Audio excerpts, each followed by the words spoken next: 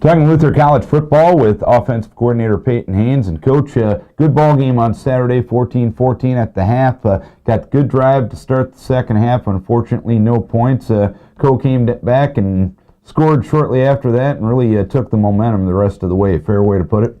Yeah, I'd say it's a fair way to put it. Coach Staker really, they have a veteran ball club right now, and he's done a great job with tradition at Co, and those players playing 4 quarters really hard, and they came out on Saturday and just played 4 quarters better than we did. We had some drives, like you said there, especially in the first half, to where we made it a ball game.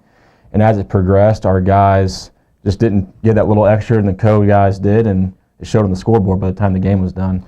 And basically over the last few weeks in these competitive ball games that you have been in, is it just a sign that little things mean a lot in the game of football?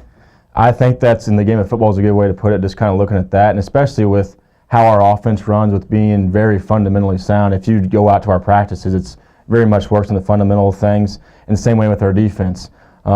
This past Saturday, was probably one of the, so far this year, one of the worst tackling games we've had and blocking games up front and on the edge. And if you don't tackle well and block well, and in the game of football, you won't win very many games. And over the last couple of weeks, you've been beaten on the field position end of things, and that's played a factor, hasn't it? It has, and that a lot has to do with just our offense sustaining drives more than anything else. With running the football, you can have 8-10 minute drives to where you control the clock and create that field position to help out your defense. Even if you don't score points, really makes a big difference in the outcome of ball games. Loras, your opponent this week, give us your early take on the Duhawks. Coach Halminiak, since he took over the program kind of halfway through last season as things progressed, he's done a great job really getting those kids motivated. They're playing a pretty good balance of young kids and old kids, especially on defense. They have a really good guys up front and good linebackers with some younger guys in the back end. On offense, they have a bunch of really good skill guys, and it's kind of like you said, they have a good senior leadership, and with those good mix of young talent that's been able to come in for them, and they're much improved from last year, and I think anybody in our conference or in the nation will be able to see that on film, and they're going to come out and give their best effort and because of how much they have improved.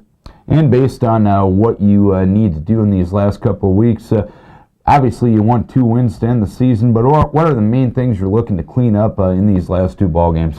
I think the main things we're looking to clean up is just turnovers, number 1 for our offense. I mean, we only we threw 2 interceptions, which were first of the year, 1 fumble, but actually put the ball on the ground 6 times.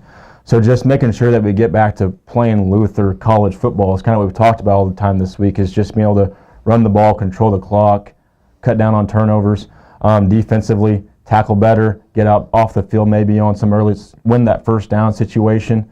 And then on special teams, the same thing with that is just making sure everybody's in the right spot at the right time, just to make sure that when it is a close game like we had 14-14 this past week, and we continue that in the second half to make the outcome better by the time the game ends. All right, hopefully you can get back on the winning track in Dubuque on Saturday. We wish you best of luck. Thank you. Peyton Haynes talking Luther College football.